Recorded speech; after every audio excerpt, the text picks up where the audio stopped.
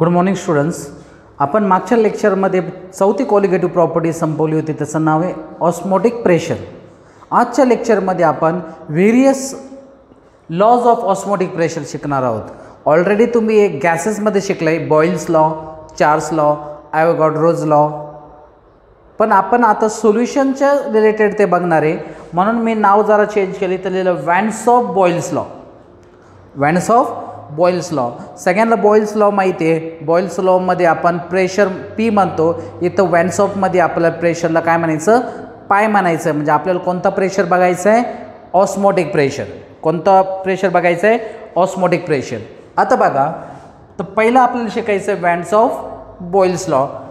मी इथं शॉर्टकटमध्ये लिहितो बघा. T is equal to constant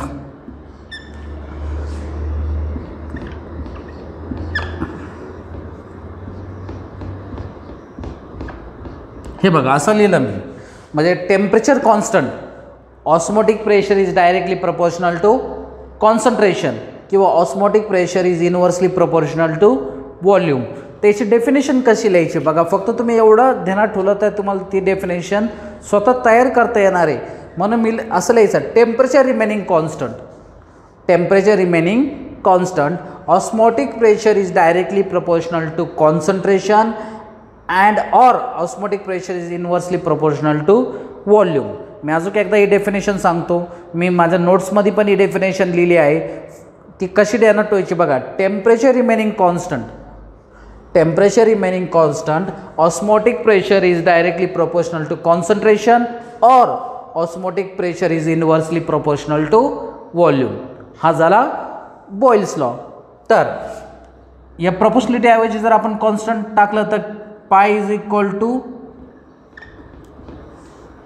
K V, ते येणार pi V is equal to K. हा झाला व्हॅन्स ऑफ बॉइल्स लॉ. आता आपण शिकणार आहोत व्हॅन्स ऑफ चार्ल्स लॉ. दुसरं काय? Van't Hoff Charles law. आता हे कसं ध्यानात ठेवायचं?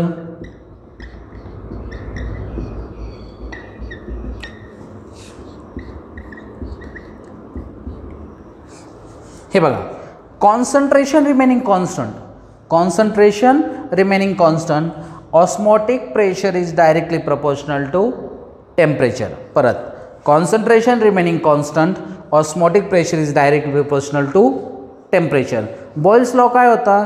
Temperature remaining constant, osmotic pressure is directly proportional to concentration or osmotic pressure is inversely proportional to volume. Charles लॉमध्ये काय? Concentration remaining constant, osmotic pressure is directly proportional to temperature. Proportionality ऐवजी आपण काय लिहू शकतो? K pi is equal to K T. बरोबर. आता हा झाला व्हॅन्स ऑफ बॉइल्सला, हा झाला व्हॅन्स ऑफ चार्ल्स लॉ. बरोबर.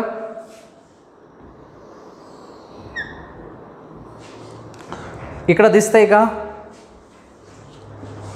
या साईडला? तर हा झाला थर्ड. मला एकदा बघू द्या इकडं दिसतं काय? ओके. आपण तिसरा लॉ शिकणार आहोत, van't of general solution equation. Van't of general solution equation. हे जनरल सोल्युशन इक्वेशन काय केलं असतं? या दोन लॉचं कॉम्बिनेशन आहे. कोणतं? बॉइल्स लॉ आणि चार्ल्स लॉ. बॉइल्स लॉ काय म्हटला? Osmotic pressure is inversely proportional to volume. हा झाला समजा इक्वेशन फर्स्ट. हा कोणता लॉ झाला? Boils law. चार्ल्स लॉ काय म्हटला? Osmotic pressure is directly proportional to temperature. हा झाला इक्वेशन सेकंड. हा झाला चार्ल्स लॉ. आता या दोघांना जर एकत्र केलं तर जनरल सोल्युशन इक्वेशन होणार. कसं एकत्र करणार बघा. Osmotic pressure is directly proportional कसं आहे टेम्परेचर, इनव्हर्सली प्रोपोर्शनल कसा आहे व्हॉल्यूमचा. तर हा झालं equation third. Pi is directly proportional to temperature, Charles law. Pi is inversely proportional to volume, Boyle's law. तर प्रोपोर्शनलिटी ऐवजी मी कॉन्स्टंट टाकतो के.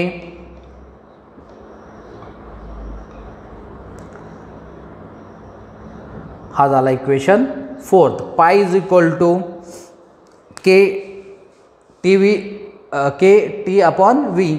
जर हा व्ही इकडे पाठवला तर pi V is equal to K T.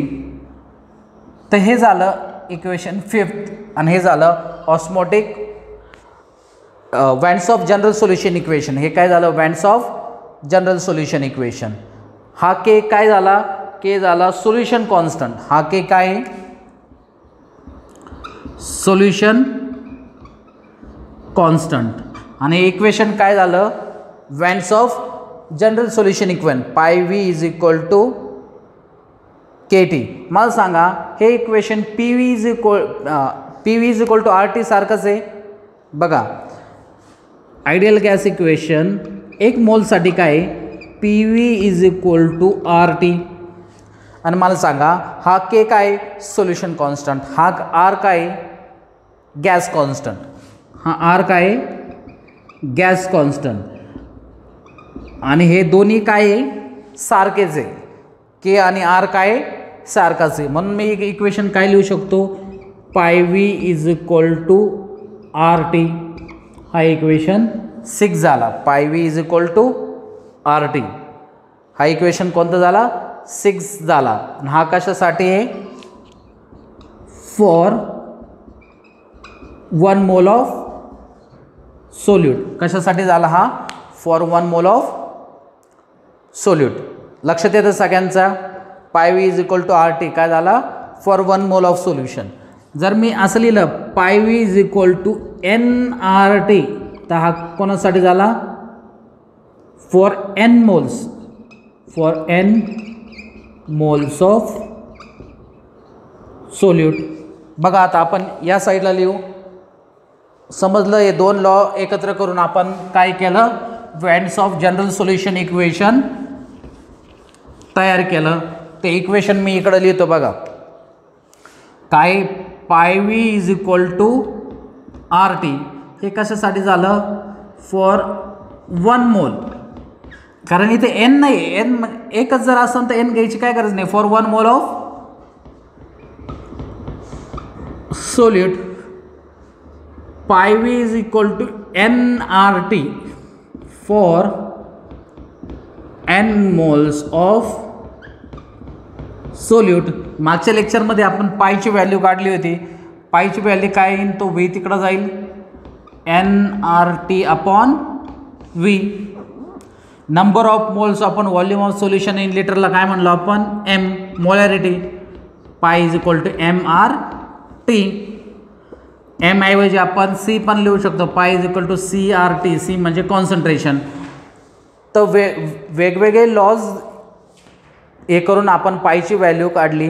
तर आपल्याला एक्झाममध्ये define van't Hoff Boyle's law, define van't Hoff Charles law किंवा define van't Hoff general solution और derive the van't Hoff general solution equation असा क्वेश्चन येऊ शकतो. परत तुम्हाला सांगतो वॅन्स ऑफ बॉइल्स लॉ काय होता, बोला. Temperature remaining constant, osmotic pressure is inversely proportional to volume और directly proportional to concentration. Charles law काय होता, concentration remaining constant, osmotic pressure is directly proportional to temperature. आणि हे दोन्ही एकत्र करून आपण van't Hoff general solution equation बघितलं. बरोबर. आता हे मी रफ करतो. आता आपण प्रत्येक क्वालिटेटिव्ह प्रॉपर्टीमध्ये molar mass of solute calculate केला आहे. बरोबर. आपण ऑस्मोटिक प्रेशरमधून molar mass of solute calculate करू शकतो का, बघू आपण. Molar mass of solute from osmotic pressure. आता इक्वेशन काय आलं तर हे इक्वेशन बघा, pi is equal to N R T upon V. हा एन काय आहे, N is number of moles of solute. आणि नंबर ऑफ मोल्स ऑफ सोल्यूटला आपण काय म्हणतो, N2, कारण आपण सॉल्वंटला 1 म्हणत आलेलो आहे, सोल्यूटला काय म्हणतो 2. N2 is equal to W2 upon M2.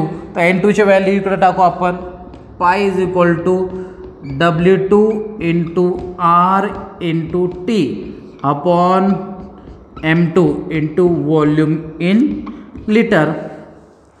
तर M2ची व्हॅल्यू शोधायची असेल तर M2 इकडं जाईल, M2 is equal to W2 into R into T upon pi into V in litre. M2 काय, molar mass of solute, W2 काय, वेट ऑफ सोल्यूट, R काय, गॅस कॉन्स्टंट, T काय, टेम्परेचर, पाय काय, osmotic pressure, V काय, volume of solution. तर या पद्धतीनं आपण मोलर मास ऑफ सोल्यूट बघू शकतो. आता या लेक्चरचा शेवटचा पॉईंट राहिला आहे van't Hoff Avogadro's law. Van't Hoff Avogadro's law. Avogadro's law तुम्ही 11वीत शिकला असाल. काय आहे ॲव्होगाड्रोज लॉ?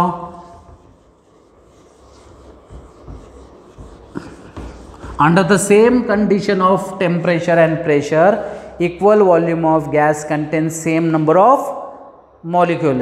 हा होता 11वीतला ॲव्होगाड्रोज लॉ. आत्ता आपल्याला बघायचं आहे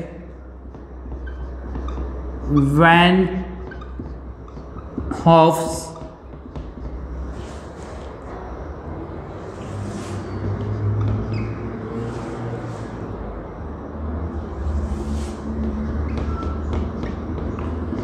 वॅन्स ऑफ ॲव्होगाड्रोज लॉ. हे सगळे डेफिनेशनसाठी विचारणार. बघा वॅन्स ऑफ ॲव्होगाड्रोज लॉ काय, it states that equal volume of isotonic solution, equal volume of isotonic solution contains equal number of solute, contain equal number of solute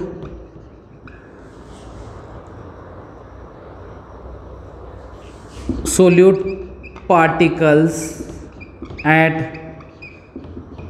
given temperature. काय, it states that equal volume of isotonic solution contains equal number of solute particles at given temperature. जर मी इथं इक्वेशन लिहिलं pi V is equal to nRT, तर पहिलं सोल्युशनला काय होणार, pi 1 V1 is equal to N1 R T1 for solution 1. आणि दुसऱ्या सोल्युशनला pi 2 is equal to V2 is equal to N2 R T2. फक्त Rला मी काही लिहित नाही कारण R हा गॅस कॉन्स्टंट आहे. For solution second. मग मला सांगा इकडं इक्वल वॉल्यूम म्हणजे काय, V1 will be equal to V2. Isotonic solution आहे, आयसोटोनिक सोल्युशन म्हणजे सेम ऑस्मोटिक प्रेशर म्हणजे pi 1 will be equal to पाय 2.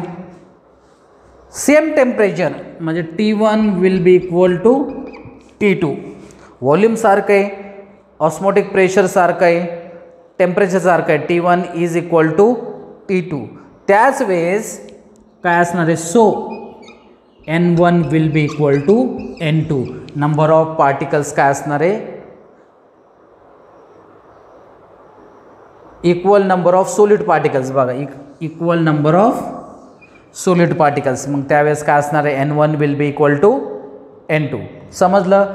बँड्स ऑफ ॲव्होगाड्रोज लॉ काय, it states that equal volume of isotonic solution contain equal number of solid particles at given temperature. म्हणजे volume जर सारखा असेल, osmotic pressure सारखा असेल आणि टेम्परेचर सारखा असेल तर N1 will be equal to N2. म्हणजे नंबर ऑफ पार्टिकल्स सॉलिडचे काय असणार आहे, सारखेच असणार आहे. ओके, तर हा लेक्चर होता different laws of osmotic pressure. पुढल्या लेक्चर आता 1-2 लेक्चरमध्ये आपला हा चॅप्टर कंप्लीट होणार आहे. तर तुम्हाला काही डाऊट्स असेल, हा थिअरॉटिकल चॅप्टर होता. जर तुम्हाला काही डाऊट्स असेल याच्याबद्दल तर मला नक्की कळवा. थँक्यू.